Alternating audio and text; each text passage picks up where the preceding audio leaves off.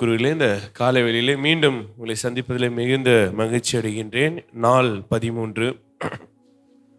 இந்த விசுவாசத்தின் வழித்தடங்களிலே ஏதோனிலிருந்து வெறுமையான கல்லறை வரை நாம் நோக்கி சென்று கொண்டிருக்கிறோம். இதில் இந்த விசுவாசத்தின் அடிச்சுவடுகளிலே நாம் மற்றொரு விசுவாசத்தின் முன்னோடியாக அருமையான ரூத் அவர்களை நாம் பார்க்கின்றோம். ரூத் பொறுத்த மட்டும் நாம் இந்த 1ஆம் அதிகாரம் 1ஆம் வசனத்திலிருந்து 17ஆம் வசனம் வரையில் நிறைய குறிப்புகள் கொடுக்கப்பட்டிருக்கிறது. ரைட், இதிலிருந்து நான் ஒரு சில வரலாற்று ரீதியான குறிப்புகளை கொண்டு வர உங்களிலே நான் யோசிக்கின்றேன். இந்த ரூத் புத்தகம் எழுதப்பட்ட காலம் கிறிஸ்துவுக்கு முன் 1200 1050 வரை, 1200 1050 இடைப்பட்ட காலத்தில் இந்த ரூத் நூல் எழுதப்பட்டிருக்கலாம் என்று சொல்லப்படுகிறது. பொதுவாக நமக்கு தெரியும், வரலாற்றில் கிறிஸ்துவுக்கு முன் வருஷங்கள் குறையும், கிறிஸ்துவுக்கு பின் வருஷங்கள் ஏறும்.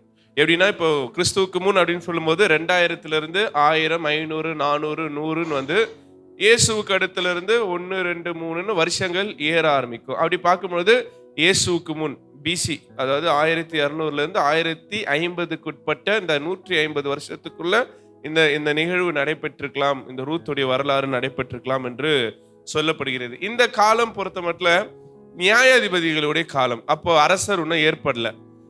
மோசே யோசுவா அவருடைய தலைமைத்துவத்திலிருந்து நேரடியாக நியாயாதிபதிகளிடத்திலே கடவுள் தலைமைத்துவத்தை கொடுக்கிறார். அந்த காலகட்டங்களை பார்க்கும்போது பொலிட்டிக்கலா என்ன பிரச்சனை அப்படின்னா, அவங்களுக்கு அரசர் அப்படின்ற ஒரு கான்செப்ட் இல்லை, தலைவர் என்கின்ற கான்செப்ட் இல்லை. கொஞ்சம் நியாயாதிபதிகள் எழும்புவாங்க, அப்புறம் அவங்க விழுவாங்க. இப்படியே தான் போயிட்டு இருக்க சூழ்நிலையில ஒரு மாரல் டிசிப்ளின் இவங்களுக்கு கிடையாது. மாரல் டிசிப்ளின் கிடையாது, அறநெறி வாழ்வு கிடையாது. அதே போல அவங்களுக்கு என்று சட்ட திட்டங்கள் பின்பற்றுகிறது அதெல்லாமே சரியா அவங்க செய்யறது கிடையாது. இது நம்ம நியாயாதிபதிகள் 21ஆம் அதிகாரம் 25ஆம் வசனத்துல பார்க்கலாம் அவங்களுடைய சூழ்நிலை எப்படி இருக்குன்னு. யாராவது ஒருத்தர் வாசிங்க. அந்நாட்களிலே இஸ்ரவேலுக்கு அரசன் கிடையாது, ஒவ்வொருவரும் அவரவர் பார்வையில் நேர்மை எனப்பட்டதை செய்து வந்தார். ரொம்ப கிளியரா சொல்லுது. they don't have any set of discipline or not a set of rule. அவங்களுக்கு என்று ஒரு சட்டமோ ஒரு திட்டமோ இல்லாதபடிக்கு அவரவருக்கு என்னெல்லாம் நியாயம் பட்டதோ அந்த நியாயங்களே அநியாயங்களே எல்லாவற்றையும் அவங்களுக்கு ஏற்றவாறு இஸ்ராயலர்கள் செய்து கொண்டு வருகிறது நாம் பார்க்கிறோம். இப்படிப்பட்ட சூழ்நிலையிலே இந்த ரூத்துடைய நிகழ்வை நாம் பார்க்கிறோம். ரூத் பொறுத்த மட்டும் அவள் ஒரு மோவாபிய ஸ்திரீ அப்படின்னு சொல்றாங்க. she belongs to a tribe of Moab அப்படின்றது. இந்த மோவாபிய ஸ்திரீ, இவங்க இந்த மோவாபியர்கள் யாரு? லோத்துடைய வம்ச வரலாறு. அவங்க ஆதியாகமம் 19ஆம் அதிகாரம் 37ஆம் வசனம்.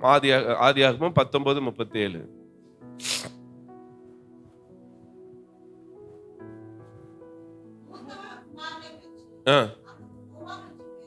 ரைட். லோத் அவருடைய மனைவி, அவருடைய 2 மகளும் வெளியே வராங்க. லோத்துடைய மனைவி பின்னாக திரும்பி பார்த்து அவர்கள் உப்பு தூணாக மாறுகிறார்கள்.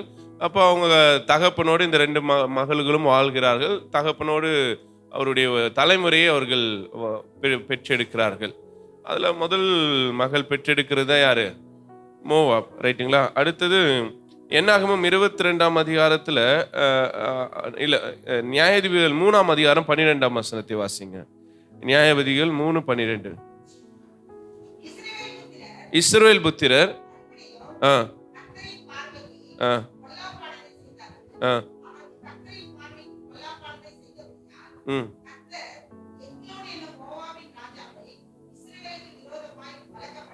ரைட். நீங்க அப்படி பார்க்கும்போது இந்த மோவாபுக்கும் இஸ்ரவேலுக்கும் ஒரு டக் ஆஃப் வார் இருந்துட்டே இருக்கு, பிரச்சனைகள் இருந்துட்டே இருக்கு. இவங்க 2 பேருமே கிட்டத்தட்ட ஒரே சந்ததி தான். யாருடைய சந்ததி? ஆபிரகாம், இது லோத்து. ரைட்டா?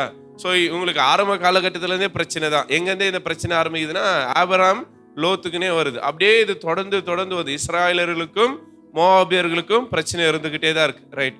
அதே போல இவங்க மோவாபியர்கள் இந்த சோதோம் கொமோரால இருந்ததுனால, யாரு? லோத்துடைய வம்சம் அங்கிருந்து வந்ததுனால அவங்களுடைய அந்த புற தெய்வ வழிபாடுகள், வேற்று தெய்வ வழிபாடுகளை இவங்க உள்வாங்கிட்டாங்க. இஸ்ரவேலின் கடவுளை என்ன பண்ணிட்டாங்க? யாவே கடவுளை மறந்துட்டு தான் இவங்களுடைய சூழ்நிலை. ரைட். அப்போ இந்த மோவாபிய ஸ்திரியை யார் திருமணம் செய்து கொள்கிறார்கள் என்று பார்த்தால் நம்ம யார் அவர் பேர் எலிமெலேக்குடைய 2 மகன்களும் திருமணம் செய்து கொள்கிறார்கள். நியாயாதிபதி காலத்துல இவர்கள் வாழ்ந்து கொண்டிருக்கிற அந்த கானான் தேசம், குறிப்பா அந்த பெத்லகேம் அந்த பகுதிகளில மிக கொடிய பஞ்சம் ஏற்படுகிறது. ரைட்டா? அப்போ நமக்கு நிறைய கேள்வி வருது. ஆண்டவர் சொல்ற பாலும் தேனும் ஓடக்கூடிய தேசம் என்ன ஆயிருக்குது இப்போ?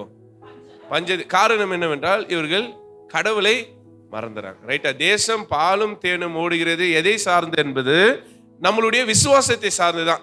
நீ அந்த இடத்துல இருக்கும்பொழுது நீ விசுவாசித்து கடவுளுக்கு உண்மையா இருப்பாள் என்றால் உன் தேசம் பாலும் தேனும் ஓடுகிற தேசமா இருக்கும். அந்த இடத்துல உன் கடவுளை நீ மறந்துட்ட, யாவையை நீ மறந்துட்ட அப்படின்னா அந்த தேசம் பஞ்சத்துல இது நம்முடைய வாழ்க்கைக்கு ஒரு புரிதல் என்னன்னா, நீ கடவுளை நம்பினா கடவுள் உன்னுடைய தேவைகளை சந்திப்பார். நீ கடவுளை மறந்தால் உன் தேவைகளை கடவுள் இது பண்ண மாட்டார் அப்படின்றதான் நம்ம புரிஞ்சு கொள்ள முடியதாக இருக்கிறது. ரைட்?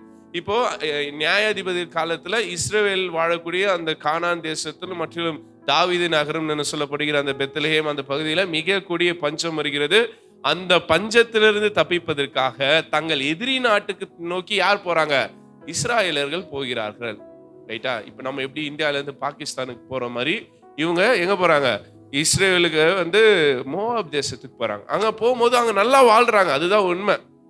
எதிரி நாட்டவர்கள் சொல்லி அவங்க என்ன பண்ணல, அந்த இடத்துல யார் நல்லா தான் இருக்கிறாங்க? எலிமெலேக்கும் அவருடைய குடும்பமும் நல்லா தான் இருக்கிறாங்க. வாசிங்க அந்த வசனத்தை, 2ஆம் வசனம் நினைக்கிறேன். அந்த மனுஷனுடைய பேர் எலிமெலேக்கு, அவள் மனைவி பேர் நகோமி, மக்லோன், கிலியோன். ரைட்? அதனால்தான் வசனம், எப்ராத்தனப்பட்ட பெத்லகேமே நீ யூதேயாவில் சிறியதாக இருந்தும் உன்னை ஆளுகின்றவர் இதுல இருந்து வெளியே வருவார் அப்படின்னு பிறப்பார் அப்படின்ற வசனத்துக்கு ஏற்ப இந்த ஜீனியாலஜி அப்படியே கனெக்ட் பண்றாங்க பாருங்க. இந்த வசனம் எந்த ஜீனியாலஜி? இயேசுடைய பிறப்பின் அந்த நற்செய்தியை இங்க கொண்டு வராங்க. அது யூதேயாவில பெத்லகேம்ல எப்ராத்தா குடியில இருக்கக்கூடிய யார் அவரு? எலிமெலேக்கு, அவருடைய 2 மகன். ஒருத்தர் பேர் என்னது? மக்லோன், இன்னொருத்தர் பேர் கிலியோன். ரைட்டா? இவங்க அங்கிருந்து புறப்பட்டு 3ஆம் வசனத்துல வாசினா எங்க வராங்க? இல்ல 3ஆம் வசனம் பாருங்கம்மா.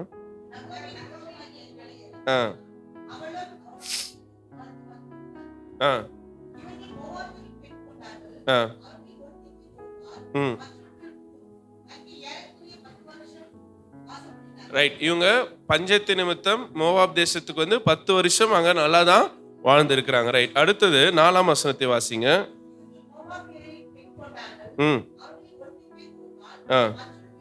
ரூத். ரைட்? அடுத்தது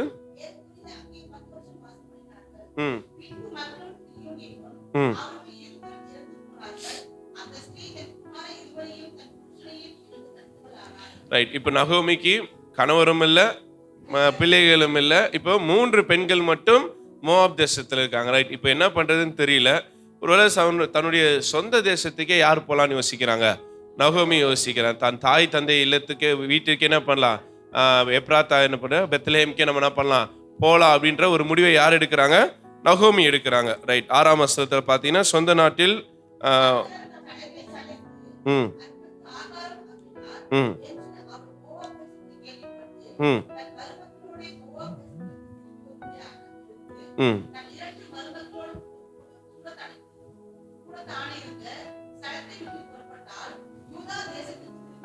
ரைட்? இது ஒரு விசுவாச பயணமாக நாம் பார்க்கிறோம். எப்படி எகிப்திலிருந்து கானானுக்கு இவர்கள் ஒரு பயணத்தை நாம் விசுவாச பயணம் என்கிறோமோ, நகோமி, ரூத், ஓர்பா இவர்கள் 3 பயணத்தை நாம் ஒரு விசுவாச பயணமாக எடுத்துக்கொள்ள வேண்டியதாக இருக்குது. ரைட்? இப்ப நகோமி யாவே தேவன் யார் என்று அறிந்தவர், கடவுள் எப்படி அவர்களை வழி நடத்தினார் என்பது தெரியும். கர்த்தர் அவர்களுக்கான செய்த காரியங்கள் எல்லாம் நகோமி அறிந்திருக்கிறாங்க. அது மட்டுமல்ல, தன் சொந்த தேசத்துல கடவுள் இப்ப என்ன பண்ணிருக்கிறாரு? உணவளித்திருக்கிறார் என்கின்ற செய்தியை யார் கேள்விப்படுறாங்க? நகோமி கேள்விப்படுறாங்க. சரி, நான் புறநத்தாராக மோவாப் தேசத்தில் இருப்பதை காட்டிலும் என் சொந்த நாட்டுக்கு நான் போலாம் அப்படின்ட்டு அந்த அம்மா ஒரு விசுவாச பயணத்தை மேற்கொள்கிறார்கள். அவர்களோடு தன்னுடைய மருமகளும் இருவரும் வராங்க. ரைட்? வரும்போது அந்த அம்மா யோசிக்கிறாங்க. என்ன யோசிக்கிறாங்க? மருமகளை ஏன் நம்ம கஷ்டப்படுத்தணும்? அப்ப அந்த அம்மா ஒரு ஆப்ஷன் கொடுக்குறாங்க. நீங்க என்ன பண்ணுங்க, உங்களுடைய சொந்த ஜனத்தோட போயிட்டு நீங்க மறுமணம் செய்து கொண்டு, இல்ல நீங்க உங்க வாழ்க்கை என்ன பண்ணுங்க, தொடருங்க. நீங்க வரணும்னு என்ன கிடையாது, கட்டாயம் அல்ல அப்படின்னு சொல்லி அவர்களுக்கான விடுதலையே இந்த அம்மா பேசுகிறார்கள். ரைட். ஏன்னா பல நேரங்கள்ல இந்த விடுதலையை குடும்பங்கள் கொடுக்கறது கிடையாது பெண்களுக்கு. அந்த அந்த இது இந்த அம்மா அந்த 2 பெண்களுக்கும் நம்ம கொடுக்கறத ரொம்ப அழகா நம்ம பார்க்கிறோம். ரைட். இந்த விசுவாச பயணத்தில் ஒருத்தர் விலகி போறாங்க, ஒருத்தவங்க தொடர விரும்புறாங்க. ஒருத்தவங்க யாருன்னா ஒருபால் இந்த பயணம் எனக்கு வேண்டாம், நான் இதை தொடர விரும்பல, நான் திரும்பி போறேன்னு என்ன பண்றேன், தன் மாமியை முத்தம் செய்து விட்டு ஒருபால் திரும்பி போகிறதாக பார்க்கிறோம். ஆனால் அந்த ரூத்துடைய அவங்களுடைய நம்பிக்கை 16ஆம் வசனத்தை வாசிங்களேன்.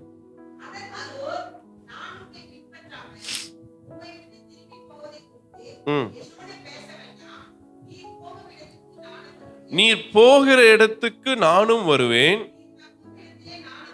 நீ தங்கும் இடத்தில் நானும் தங்குவேன். இதுதான் ஒரு உறுதிப்பாட்டின் அடிச்சுவடு. நான் சொல்ல வந்த முதல் குறிப்பு அந்த உறுதிப்பாட்டின் அடிச்சுவடு. 1ஆம் அதிகாரம் 16ஆம் வசனம். அம்மா நீ எங்க போறியோ அங்க நான் போகிறேன். ரைட்டா? நீ எங்க தங்குறியோ நான் அங்க தங்குகிறேன் அப்படின்றது வழியாக நான் உன்னோடு இருக்கிறேன். அவ்வளவுதான். இதுதான் கடவுள் நமக்கு கொடுக்கிற வாக்குத்தத்தம். நீ எங்க போனாலும் நான் உன் கூட வரேன், நீ எங்க இருக்கிறியோ நான் உன்னோட இருக்கிறேன்னு கடவுள் சொல்றாரு பாருங்க. அது போல இந்த அம்மா தன் மாமி இடத்துல அந்த உடன்படிக்கையை அந்த உறுதிப்படுத்துகிறதாக நாம் பார்க்கின்றோம்.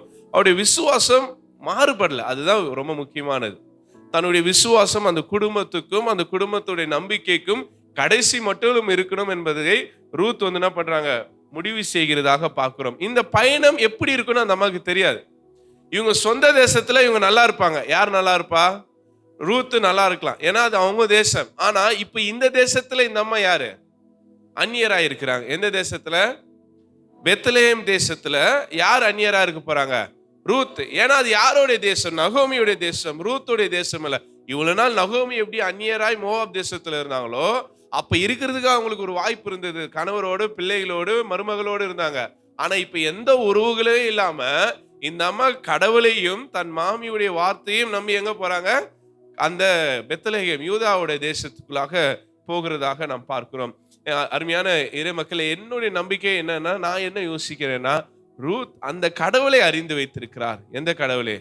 தன் மாமியுடைய கடவுளை, யாவே தேவன் யார் என்பதை ரூத் அறிந்திருப்பதனால தான் இந்த ஒரு விசுவாச வார்த்தையை அந்த அம்மா என்ன பண்றாங்க, உறுதி செய்யறாங்க. ரொம்ப அழகான வார்த்தை. நீ எங்கே போகிறாயோ, நீ எங்கனால போமா, நான் உன் கூட வரேன். நீ எங்கனால தங்கு, நான் அங்க தங்குறேன். ஏன்னா நான் உன் கூட இருக்கணும், நான் முடிவு பண்ணியிருக்கிறேன். உன் தேவன் யார் என்று நான் அறிந்திருக்கிறேன்றதான் இந்த அம்மா இங்க சொல்ல வந்த மிக முக்கியமான ஒரு செய்தியாக நான் பார்க்கின்றேன். ரைட். அடுத்தது 2ஆம் குறிப்பு நான் சொல்ல வந்தது அந்த அர்ப்பணிப்பின் அடிச்சுவடுகள். அதே 1ஆம் அதிகாரம் 16ஆம் வசனத்தை வாசிங்க பிற்பகுதியில. உம்முடைய சனம் என்னுடைய சனம். ரைட். இதுதான் அந்த விசுவாச அறிக்கை. மோவாபியோட கடவுள் என் கடவுள் அல்ல, என் தாய் தந்தையுடைய கடவுள் என் கடவுள் அல்ல, உம்முடைய கடவுள் தான் என்னுடைய கடவுள். ரைட்டா? அப்ப அந்த மெய்யான கடவுள் யார் என்று அறிந்து கொண்ட பிறகு தான் பிறந்து வளர்ந்த ஊர்ல அவங்க சின்ன வயசுல இருந்து பின்பற்றி வந்த கடவுளை அவர்கள் தூக்கி போட்டுட்டு இந்த இஸ்ரவேலர்கள் யூதாவின் கடவுளை தம்முடைய கடவுளாக இந்த என்ன பண்றாங்க, அறிக்கை செய்கிறதாக பார்க்கிறோம். கடவுளுக்கென்று தன்னை முழுமையாக அர்ப்பணம் செய்கிறார்கள். உம் மக்கள் என் மக்கள், உம் கடவுள் என் கடவுள். அந்த அந்த சாதாரண உறுதி அல்ல இது, இது ரொம்ப அசாதாரணமான ஒரு உறுதிப்பாட்டை நம்ம வெளிப்படுத்துகிறதாக நாம் பார்க்கின்றோம். அது மட்டும் நம்ம நகோமியை பின்பற்றுவது மட்டுமல்ல, இஸ்ரவேலின் தேவனை முழுமையாக பின்பற்ற தன் வாழ்நாள் முழுவதும் ஒப்படைக்கிறார். இனி என் வாழ்வு முழுவதும் நான் யாவே கடவுளை தான் நான் வழிபட போறேன். அந்த மோவாபியருடைய பாரம்பரியமோ அவருடைய கடவுளும் எனக்கு தேவையில்லை, தேவனின் உடன்படிக்கைக்குள் அந்த அம்மா நுழைகிறதாக நாம் பார்க்கிறோம். She surrendered herself to the God. கடவுளிடத்தில் தன்னை முழுமையாக அர்ப்பணிக்கிறதாக நாம் இங்கே புரிந்து கொள்ள முடிகிறது. உண்மையான விசுவாசம் என்பது எந்த எதிர்பார்ப்புகளும் இல்லாமல் நம்பிக்கையற்ற சூழலிலே கடவுளை மட்டும் உண்மையாய் நம்புகிறது தான் அந்த உண்மையான விசுவாசம். அந்த விசுவாசத்தின் அடிச்சுவடாக அருமையான ரூத்தை நாம் இங்க புரிந்து கொள்ள முடியதாக இருக்கிறது. இப்ப 17ஆம் வசனத்தை வாசிங்க. நீர் மரணம் அடையும் இடத்தில் நானும் மரணம் அடைந்து அங்கே அடக்கம் பண்ணப்படுவேன். ரைட். இப்போ இந்த அம்மா ஒரு டெஸ்டினேஷனுக்கே வராங்க, ஒரு முடிவுக்கே வராங்க. அப்படின்னா நான் இது பாதியில முடிக்க போறதுல எது வரையில முடிக்க போறேன், என் மரணம் வரை நான் நம்ப போறேன். யாரை நம்ப போறேன்? இஸ்ரவேலின் கடவுளை நான் நம்ப போறேன். நீ இறந்து போற இடத்துல நானும் இறந்து, நீ செத்துட்டா நான் வந்துருவேன்றது அர்த்தம் கிடையாது. அவங்க மறைமுகமா அதான் சொல்றாங்க. இப்போ நகோமி செத்துட்டா இவங்க எங்க வந்துடலாம்? மோவாபுக்கு வந்துடலாம். ஆனா அந்த அம்மா அப்படி சொல்ல, நீர் இருக்கும் இடத்தில் நானும் இறந்து போறேன். நீ செத்துட்டப்ப கூட நானும் பண்ணுவேன், அங்கதான் வாழ்ந்து நான் அங்கதான் சாக போறேன்.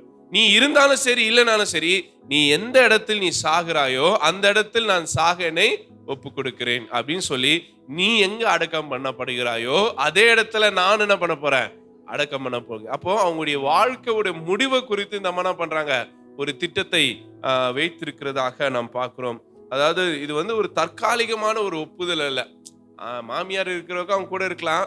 மாமியார் செத்துட்டோன்னா நம்ம என்ன பண்ணலாம்? திரும்பி மோவாப் தேசத்துக்கு வந்துடலாம். இல்ல, நீ மரணம் அறியும் வரையிலே நான் உன்னோடு உண்மையாக நிக்க போறேன் என்கின்றதை நம்ம சொல்றேன். இந்த விசுவாசம் தான் நான் நினைக்கிறேன் இந்த அம்மாவை தாவீதுடைய பரம்பரை அந்த பட்டியலிலே சேர்த்திருக்கிறது. ஏன்னா இந்த அம்மா தான் கொள்ளுப்பாட்டி. யாருக்கு? தாவீதுடைய கொள்ளுப்பாட்டி யாருன்னா ரூத்து தான். ரைட்டா? சோ அந்த அந்த வரலாற்றுல இந்த அம்மா இடம் பிடிச்சதுக்கு இந்த 2 வசனங்கள் தான் ரொம்ப முக்கியமான காரணமா இருக்கும். அந்த அம்மா அந்த 2 வசனங்களை மறுபடியும் வாசிக்கலாமா? 16, 17 வசனத்துல, அதற்கு ரூத், நான் உம்மை பின்பற்றாமல் உம்மை விட்டு திரும்பி போவதை குறித்து என்னோடு பேச வேண்டாம். நீர் போகும் இடத்திற்கு நானும் வருவேன், நீர் தங்கும் இடத்தில் நானும் தங்குவேன். உம்முடைய ஜனம் என்னுடைய ஜனம், உம்முடைய தேவன் என்னுடைய தேவன். நீர் மரணமடையும் இடத்தில் நானும் மரணமடைந்து அங்கே அடக்கம் பண்ணப்படுவேன். மரணமே அல்லாமல் வேறொன்று உன்னை விட்டு பிரித்தால் கர்த்தர் அதுக்கு சரியாகவும் அதற்கு அதிகமாகவும் எனக்கு செய்ய கடவுள். அந்த அம்மா கூட இந்த உடன்படிக்கையை யாருடைய பேர்ல கொடுக்கிறார்கள் என்றால் கர்த்தருடைய பேர்ல கொடுக்கிறார்கள். எவ்வளவு பெரிய ஒரு விசுவாசம் பாருங்க. ஒரு புறநத்தார், யாவே கடவுளை அறியாத ஒரு மோவாப் வம்சத்துல வந்த ஒரு பெண்மணி கர்த்தரை எவ்வளவு அதிகமாக அந்த அம்மா விசுவாசித்ததுனால இவ்வளவு அழகான ஒரு உடன்படிக்கையை, ஒரு சத்தியத்தை, ஒரு ப்ராமிஸ் அவங்க மேற்கொள்ளுகிறார்கள். நான் ஒருவேளை இதை நான் மீறிட்டேன்னா, இந்த உறுதிப்பாட்டுல இருந்து நான் விலகிட்டேன்னா, கர்த்தர் அதுக்கு சரியாகவும் அதுக்கு அதிகமாகவும் எனக்கு என்ன பண்ணிட்டோம்? கொடுக்கட்டும் அப்படின்னு சொல்லி கர்த்தரின் பேரில் இந்த அம்மா உடன்படிக்கை பண்ணுகிறதாக நாம் பார்க்கிறோம். ரைட்? இதுக்கப்புறம் நமக்கு அவங்களுடைய வரலாறு நல்லாவே தெரியும். ரைட்டா? அவங்க என்ன பண்றாங்க? ஒரு அகதியாக அங்க இருக்கிற வயல்வெளிகளிலே கோதுமையை அதை என்ன பண்றாங்க? பிறக்கி அதுல இருக்கிறதெல்லாம் கீழே விழுந்திருக்கு சிந்திருக்கிறதெல்லாம் எடுத்து தன்னுடைய குடும்பத்துக்கு, தான் மாமிக்கும் தனக்கும் தேவையானவற்றை எடுத்துக்கொள்ள முயற்சி செய்கிறார்கள். ரைட்? இது ரொம்ப அழகான ஒரு கான்செப்ட். நீங்க யோசித்து பாருங்க. இதுதான் யாவே கடவுள் இந்த உபாகமத்துல சொல்லக்கூடிய கட்டளையாக இருக்கிறது. நீ உன் நெல்லை அறுக்கும் பொழுது என்ன பண்ணு? சிந்தி இருக்கிறத நீ பொறுக்கவே கூடாது. அதே போல 7ஆம் வருஷத்துல விளைகிறத நீ தொடவே கூடாது. தானா முளைச்சி தானா விளைகிறது உனக்கு அல்ல. அது யாருக்கு என்றால் இப்படிப்பட்ட அகதிகளுக்கும், அனாதைகளுக்கும், வாழ்விழந்தவர்களுக்கும், கைம்பெண்களுக்கும் அது உரியது என்று உபாகமத்துல கடவுள் என்ன பண்றாரு? கட்டளை கொடுக்கிறார். நிலத்தை பத்தி பேசும்போது, உணவை பற்றி பேசும்போது, அறுவடையை பற்றி பேசும்போது இதெல்லாம் அவர் சொல்றார். என்ன பண்ணாத, கீழே சிந்திருக்கிறத உட்காந்து பொறுக்கின்னு இருக்காத. பொறுக்கிறது வேலை கிடையாது. பொறுக்கிறது, கீழே விழுறது யார் செய்வா? இல்லாதப்பட்டவங்க எடுத்துக்கொள்வாங்க. அவங்களை எடுக்காத நீ என்ன பண்ணக்கூடாது? சொல்லக்கூடாது. அடுத்தது என்ன பண்ண சொல்றாரு? 6 வருஷம் நீ நிலத்துல இருந்து நன்மை எடுத்துட்டனா 7ஆவது வருஷம் நீ என்ன பண்ணக்கூடாது? விவசாயம் பண்ணக்கூடாது. நீ விவசாயம் பண்ணாம தானா முளைச்சி வருகிறத நீ தொடவே கூடாது. அது முழுக்க யாருக்கு என்றால் அந்நியர்களுக்கும், பரதேசிகளுக்கும், நாடற்றவர்களுக்கும், இந்த மாதிரி வாழ்விழந்தவர்களுக்குமானது அப்படின்றாங்க. இங்க போவாஸ் ரொம்ப அழகான ஒரு காரியத்தை செய்யறார். அந்த அம்மா என்ன பண்ணிட்டோம்? பொறுக்கிக்கிட்டோம். நீங்க என்ன பண்ணுங்க? சிலவற்றை சிந்த விடுங்க. அந்த அம்மா யாரும் என்ன பண்ணக்கூடாது? ஒரு காரியமும் ஒரு துன்பமோ படுத்தும் அந்த அம்மா மேல கை வைக்கக்கூடாது என்கின்றதை சொல்லுகிறார். உண்மையிலே போவாசும் கடவுளுடைய கட்டளையை உண்மையாய் பின்பற்றுகிறவராய் இருக்கிறார். ஏன்னா இந்த நேரத்தில் அவங்களுக்கு ராஜாவும் கிடையாது, அவனுக்கு தலைவனும் கிடையாது. ரைட்டா? அவவர் இஷ்டத்துக்கு அவவர் நடந்து கொள்ளலாம் என்று அவங்க நினைச்சிட்டு இருக்கிறாங்க. ஆனா அப்படிப்பட்ட சூழலிலே போவாஸ் கடவுளுடைய திரு சட்டத்துக்கு முக்கியத்துவம் கொடுக்கிறதாக நாம் பார்க்கிறோம். அதனால என்ன பண்றாரு, அந்த கட்டளையை, உபாகமத்துல ஆண்டவர் சொன்ன கட்டளையை இங்கே ரூத்துடைய வழியில அவர் என்ன பண்றாரு, அதை நிறைவேற்றுகிறதாக நாம் பார்க்கின்றோம். அதே போல அவர் திருமணம் செய்து கொள்றது கூட அவர் உடனடியாக அதை முடிவு எடுக்கல, ரைட்டா? எல்லாரையும் கூப்பிட்டு ஆலோசனை பண்ணி அப்புறம் வேற யாரும் அதுக்கு இல்லை அப்படின்னு சொல்லும் போதுதான் என்ன பண்றாரு, ரூத்தை திருமணம் செய்து கொள்கிறதாக நாம் பார்க்கிறோம். ரைட். இப்போ இந்த மறுமணம் என்கின்ற கான்செப்ட் ரூத் வழியாக இந்த இந்த நம்முடைய விசுவாச வாழ்க்கைக்கு ஒரு முன்னுதாரணமா இருக்கு. ரைட். இப்போ ரூத்துடைய வாழ்க்கை நம்ம ஒரு பக்கம் விசுவாசத்தின் ரூடாக பார்க்கிறோம், இன்னொரு பக்கம் இந்த திருமணத்துக்குரியதான ஒரு புதிய பார்வையை இது என்ன பண்ணுது, கொடுக்குது. ஒரு முறை திருமணமாகி ஒரு பெண் கைம்பெண் ஆயிட்டாங்கன்னா அவங்க திருமணமே செய்து கொள்ளக்கூடாதுங்கிற சூழ்நிலையில இங்க ஒரு பெண் என்ன பண்றாங்க, மறுமணம் செய்து கொள்கிறார்கள். மறுமணம் செய்து கொள்வது மட்டுமல்ல, அந்த பெண் ஆண்டவர் இயேசுவை பெற்றெடுக்கக்கூடிய அந்த வம்ச வரலாற்றை அவங்க என்ன பண்றாங்க, உறுதிப்படுத்துறாங்க. ரைட்டா? அப்போ இன்னைக்கு இந்த விசுவாச வாழ்க்கையில ஒரு புதிய தடத்தை ரூத் இங்க ஆரம்பிக்கிறதாக நாம் பார்க்கின்றோம். நம்ம ஏற்கனவே யாரை பத்தி பார்த்தோம், ராகாபை பத்தி பார்த்தோம். ராகாபோ அந்த விசுவாச பட்டியல வரக்கூடியவங்களா இருக்கிறாங்க. இயேசுடைய வாழ்க்கை வரலாற்றுல அந்த ஜீனியாலஜில வரக்கூடியவங்களா இருக்கிறாங்க. இன்னைக்கு இன்னொரு பெண்ணை பார்க்கிறோம். இந்த பெண்ணும் அந்த சமுதாயத்துல மிகப்பெரிய புரட்சியை செய்கிறவராக இருக்கிறார். முதல் காரணம், அந்த அம்மா புறையினத்தார், ரைட்டா? ஆனாலும் புறையினத்தாராக இருந்த போதிலும் கடவுள் எல்லாருக்குமான கடவுள், கடவுளுடைய மீட்பு எல்லாருக்கானது என்கின்றதை வலியுறுத்துறாங்க. இன்னைக்கு என்ன பிரச்சனைனா, கிறிஸ்தவன் தான், நான் மட்டும்தான், நான் 10 தலைமுறை கிறிஸ்தவன் தான், நான் தான் கடவுளுடைய பிள்ளைன்னு அப்படி யோசிக்கிறோம். கிடையாது.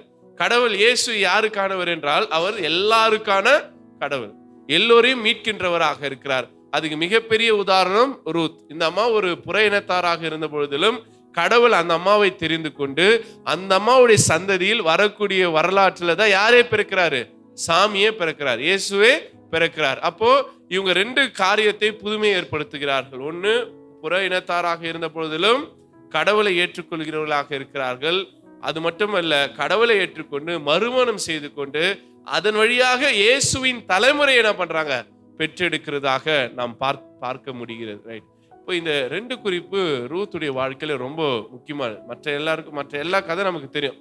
எப்படி அவங்க போவாஸை சந்திச்சாங்க, நகோமி ஒரு ஐடியா சொல்லுவாங்க, எப்படி நீ போவாஸோட நெருக்கமா ஆகுறதுக்கு.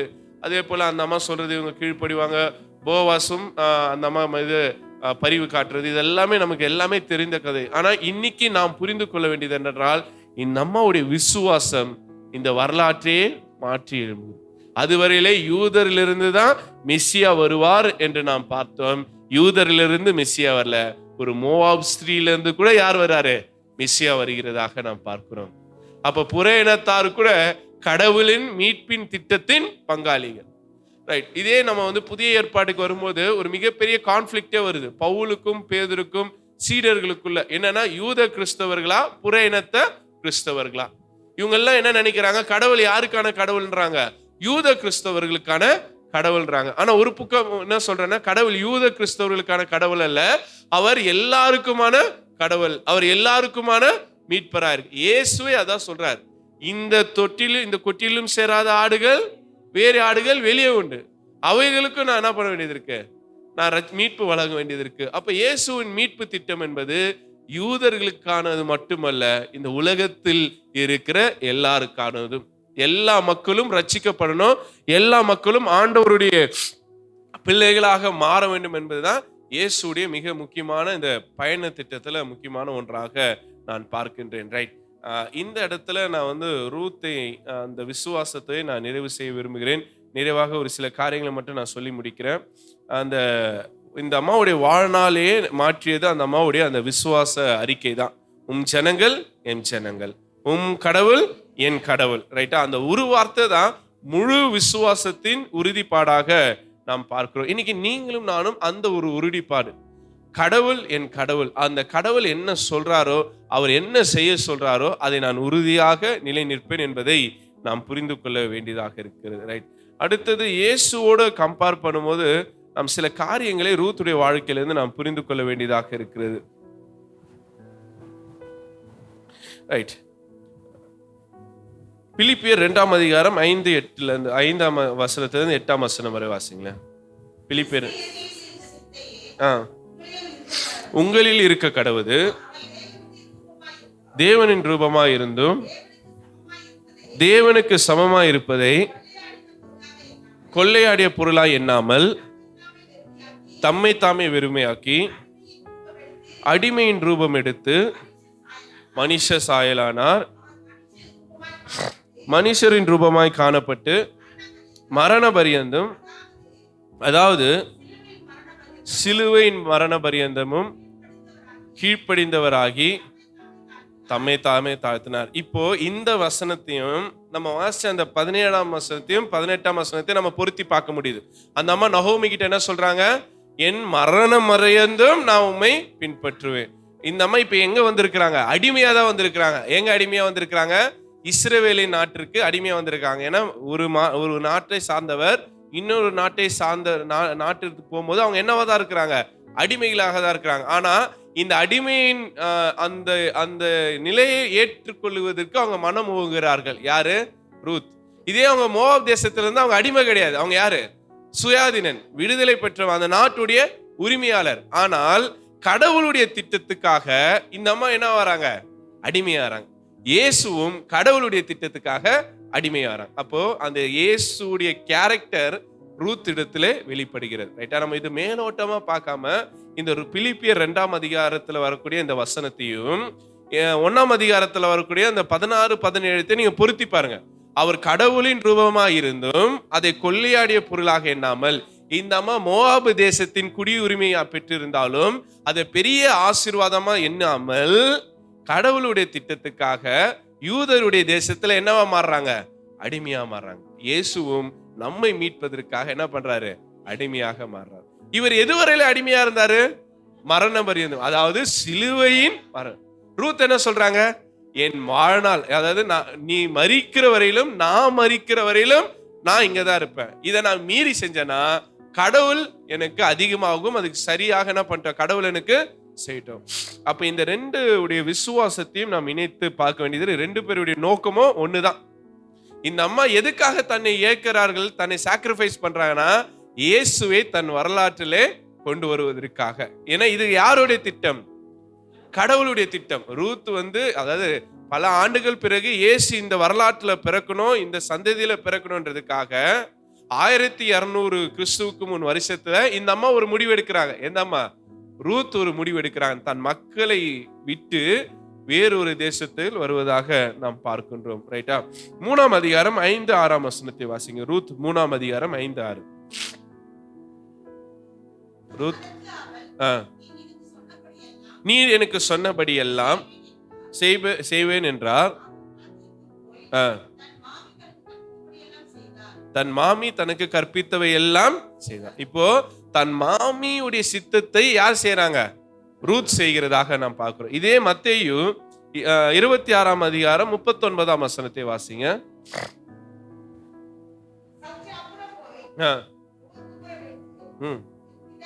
என் பிதாவே,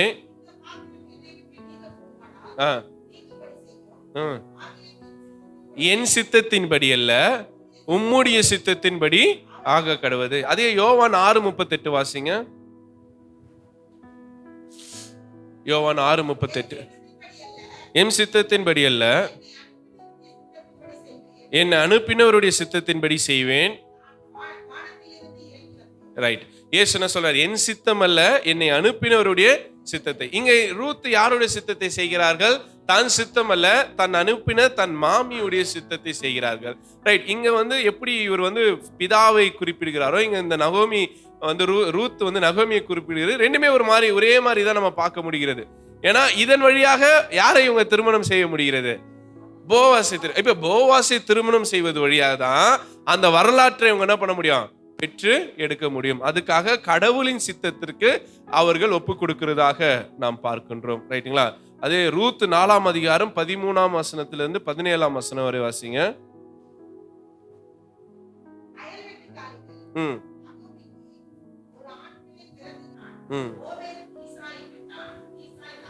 ரைட். இப்ப புரியுதுங்களா? தாவீதோட கொள்ளுப்பாட்டி யாரு? ரூத்.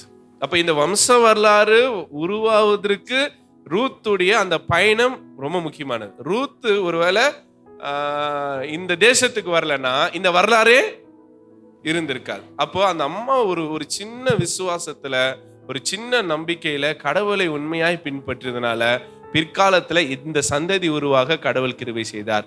நம்ம வாழ்க்கையில கூட நம்ம சின்ன சின்ன விஷயங்களா இருந்தா கூட, இல்ல பெரிய விஷயங்களா இருந்தாலும் எல்லா விஷயத்திலும் நம்ம எப்படி இருக்கணும்? விசுவாசம் உள்ளவர்களாக.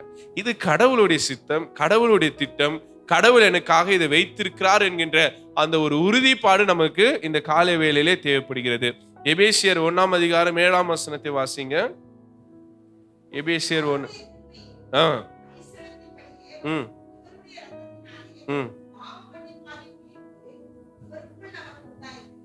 ரைட். அதே போல கொலேசியர் 1 அதிகாரம் 13. கொலேசியர் 1:13.